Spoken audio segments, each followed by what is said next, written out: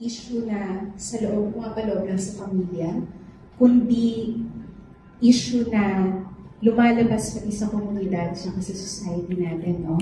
Yung takot, no? Ng pagiging isolated, pagkawala ng agency ng mga characters, no? Baka may gusto ko yung i-share na meron din bang ganitong klaseng karanasan na kailangan nyo rin iproseso sa sarili nyo habang nandito kayo sa production ito?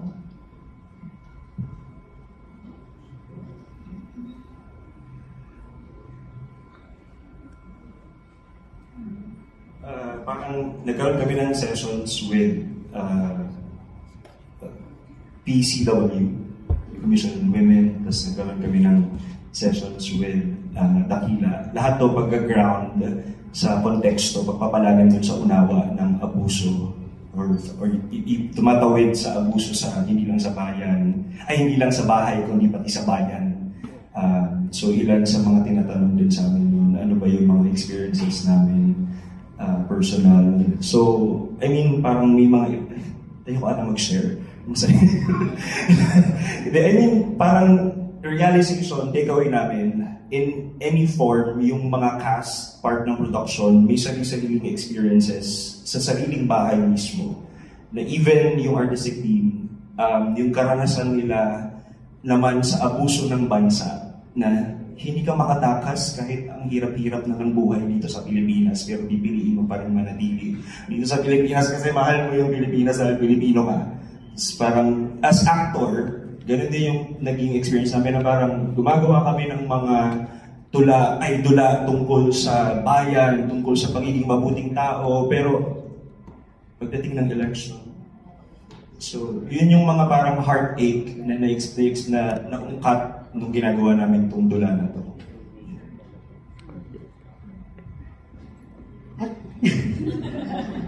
Ayan. Parang isa rin nga sa mga tema, no, is yung violence against women, no, na very relevant at salient sa panahon na ngayon. Dahil ang Marso ay buwan ng kababaihan, no, at tomorrow, bukas nga ang International Women's Day.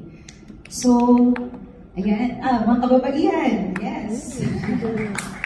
Ayan. So, gusto ko rin sanang matanong, no, sa audience din natin, no, na para maging conversation to sa ating lahat. Para sa mga kababaihan, yung karanasan ng pagpapanood nitong Kisap Mata, meron bang ano yung nahugot ninyo? May nahugot ba kayong particular na realization tungkol sa sarili ninyo, tungkol sa pamilya, sa komunidad ninyo, na gusto nyo i-share sa production? Sa harap, sa gitna. Ayan. Hello. So, before I answer the question, so congratulations muna sa cast and sa team of Kisap Mata. Very good stage play. And kudos. Sorry. It's been really very uncomfortable play, and for a reason naman. And when I watch yung Kisap Mata the movie, it's the same feeling, really a rush of emotions na talaga sa ending, which is the climax.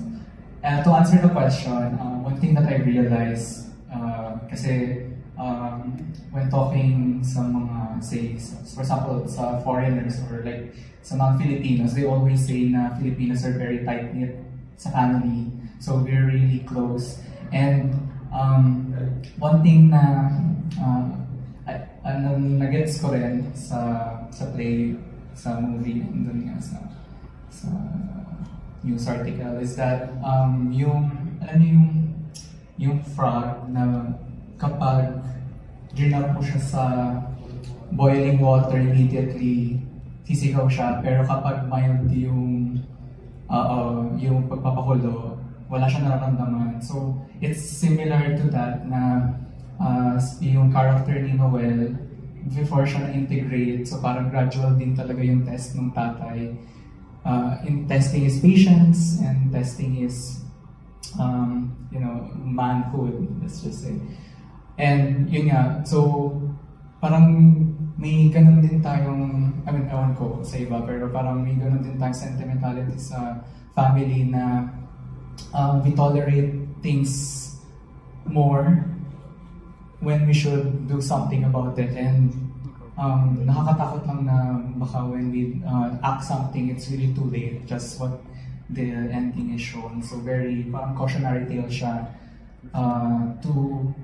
when you see something, you really need to do or action it agad and not prolong it further. And I have a question din pala sa cast. So since this is a stage play and it's very uncomfortable, which scene kayo siguro nahirapan and how did you deal with it?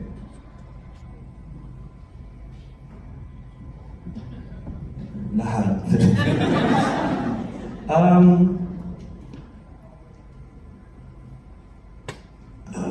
Sige.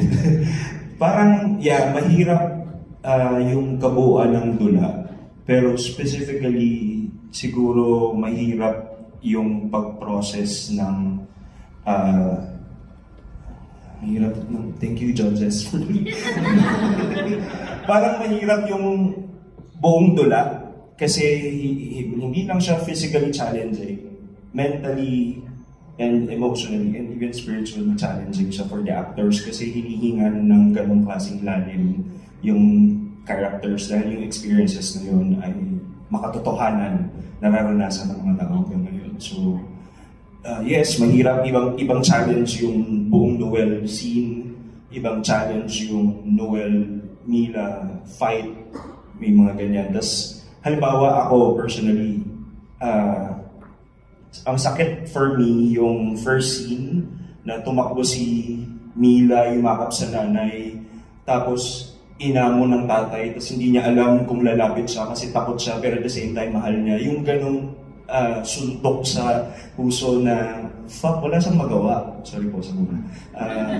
Wala siyang magawa kasi yun yung kinalakihan niya, yun nga, the frog, yun yung alam niyang pagmamahal at hanggang sa dulo, wala siyang ibang choice kung hindi bumalik.